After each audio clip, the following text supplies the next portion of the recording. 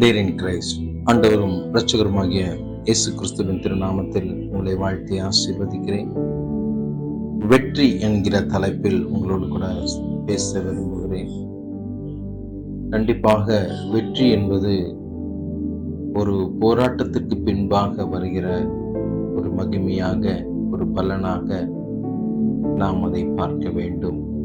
போராட்டம் இல்லாமல் வெற்றி கிடைக்காது என்பதை நீங்கள் தெளிவாக புரிந்து கொள்ள வேண்டும். வேதம் சொல்லுகிறது 1 கொரிந்தியர் 15:57 நம்முடைய கர்த்தராகிய இயேசு கிறிஸ்துவினாலே நமக்கு ஜெயம் கொடுக்கிற தேவனுக்கு ஸ்தோத்திரம். ஆமென் சொல்லுங்க.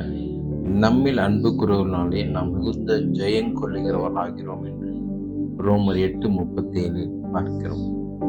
ஆவிக்குரிய வெற்றியின் 5 ரகசியங்களை நீங்கள் தெரிந்து கொள்வீர்களானால் நிச்சயமாக தோல்வியின் மத்தியிலும், சோதனைகளின் மத்தியிலும், வேதனைகளின் மத்தியிலும், கண்ணீரின் மத்தியிலும் நீங்கள் ஒரு ஜெயமுள்ள வாழ்க்கை வாழ்கிற பிள்ளைகளாய் இருப்பீர்கள் என்பதில் மாற்றமில்லை. முதலாவதாக நாம் நன்றாக ஜெபம் செய்கிறவர்களாய் இருக்க வேண்டும்.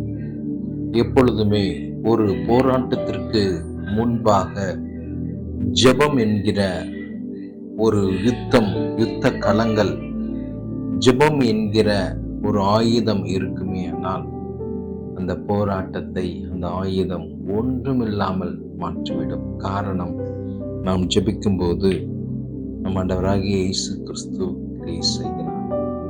உங்கள் தோல்விகளை அவர் ஜெயமாக அவரால் மாற்ற முடியும்.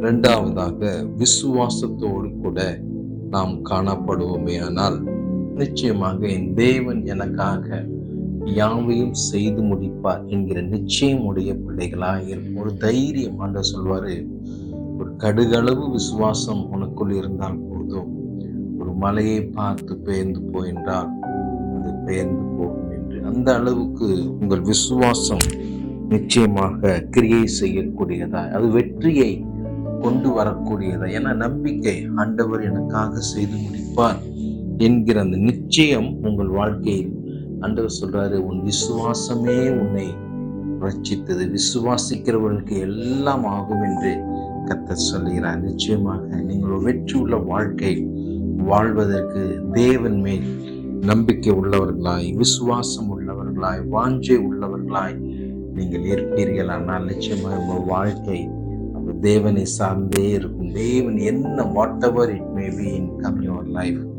எது வந்தாலும் சோர்ந்து போகவே மாட்டீங்க. எனக்கு நிச்சயமாக என் இயேசு கிறிஸ்துவினாலே வெற்றி வரும் என்கிற நிச்சயத்தோடு, நம்பிக்கையோடு காத்திருக்கிற பிள்ளைகளாய் இருப்பீங்க. மூன்றாவதாக, பரிசுத்தம்.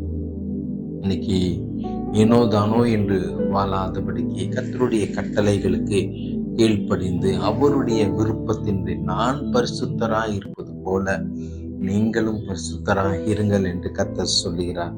ஆம் தேவ பிள்ளைகளை, பரிசுத்தத்தை கர்த்தர் அதிகமாய் விரும்புகிறார். உங்களை நீங்கள் பரிசுத்தப்படுத்திக் கொள்ளுங்கள், நாளைக்கு நான் உங்கள் நடுவில் அற்புதம் செய்வேன் என்று வாக்கு பண்ணுகிறார். யோர்தான் திரண்டு வந்தாலும் புரண்டு வந்தாலும், செங்கடலில் நின்று நமக்கு முன்பாக மிரட்டி நின்றாலும், கர்த்தர் எரிகோ போன்ற மதில்களை பரிசுத்தத்தின் நிமித்தமாக பஷந்தாரியங்கலாம் ஒன்றுமில்லாமல் அவைகளை மாற்றி உங்களுக்கு விரோதமாய் எழும்புகிறவர்கள் உங்களுக்கு துணையாய், உங்களுக்கு பலமாய், உங்களுக்கு உறுதுணையாய் நிற்கக்கூடிய சூழ்நிலையை உங்கள் வாழ்க்கையில் இருக்கும் பரிசுத்தம் செய்யும் என்பதை மறந்து போகாதீர்கள்.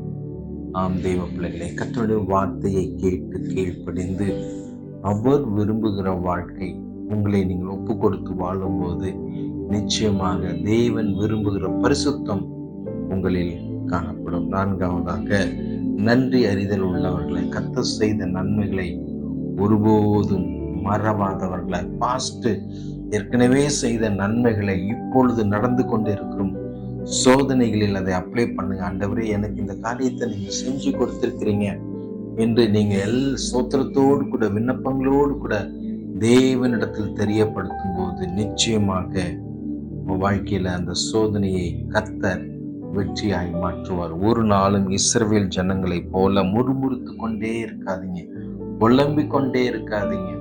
ஆண்டவர் சில நேரங்களில் கால தாமதம் செய்வார்.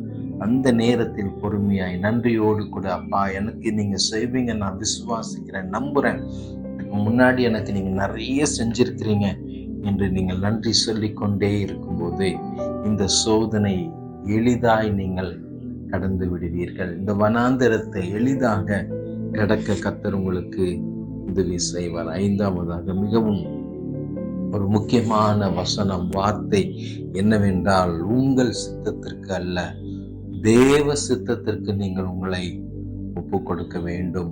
நான் பார்க்கிறோம் கெத்செமனே தோட்டத்தில், அப்பா இந்த பாத்திரம் நீங்க கூடுமானால் நீங்கட்டும், ஆனாலும் என் சித்தம் அல்ல அப்பா, உங்களுடைய சித்தம் என்று ஆண்டவராகிய இயேசு கிறிஸ்து அங்கே தாமே ஒப்பு கொடுக்கிறதை பார்க்க முடிகிறது. சில காரியங்களை உங்களோடு கூட நீங்கள் நினைவில் கொள்வதற்காக சில காரியங்களை, போராட்டத்தின் காரியங்களையும், வெற்றியின் காரியங்களையும், தோல்வியின் காரியங்களையும் நான் உங்களோடு கூட பேச இருக்கிறேன். ஒரு நாளும் போராட்டம் என்பது அது தோல்வி அல்ல, அது வெற்றியின் அறிகுறி என்பதை நீங்கள் அறிந்து கொள்ளுங்கள். இரண்டாவதாக, காத்திருக்கிறது என்பது வீண் அல்ல. சில நேரம் காத்திருக்க ஆண்டவர் வைப்பார், அதனால சோர்ந்து போய், பயந்து போய், கலங்கி போய், விடாய்த்து போய் நீங்க ஒரு நாள் வேதனைக்குள்ள போகாதீங்க. காத்திருக்குதல் உங்கள் வாழ்க்கையில் அதிக நன்மைகளை கொண்டு வரும். நல்ல நேர்த்தியான காரியத்தை கர்த்தர் செய்வார் என்று நீங்கள் நம்பும்போது அது கண்டிப்பாக உங்கள் காத்திருக்குதல் நேர்த்தியாய் கர்த்தர் முடிய பண்ணுவார்.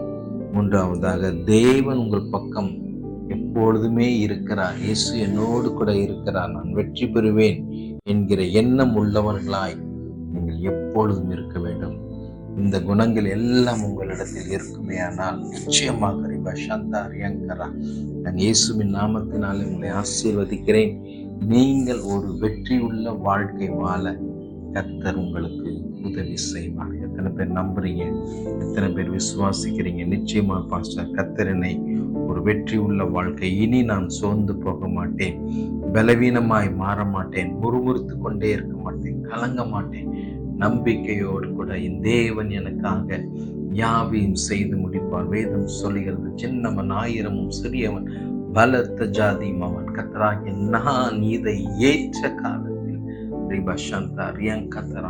தீவிரமாய் செய்வேன் என்று வாக்கு பண்ணுகிறார். ஆம் தேவ பிள்ளைகளை, நீங்கள் காத்திருக்கிற காரியங்கள் சீக்கிரத்தில் தீவிரமாய் கர்த்தர் செய்து உங்கள் வாழ்க்கையில ஒரு பெரிய நன்மையை கர்த்தர் உண்டு பண்ணுவார். கர்த்தர் தாமே உங்களை ஆசீர்வதித்து நிறைவாய் வழி நடத்துவார். Thank you, God bless you.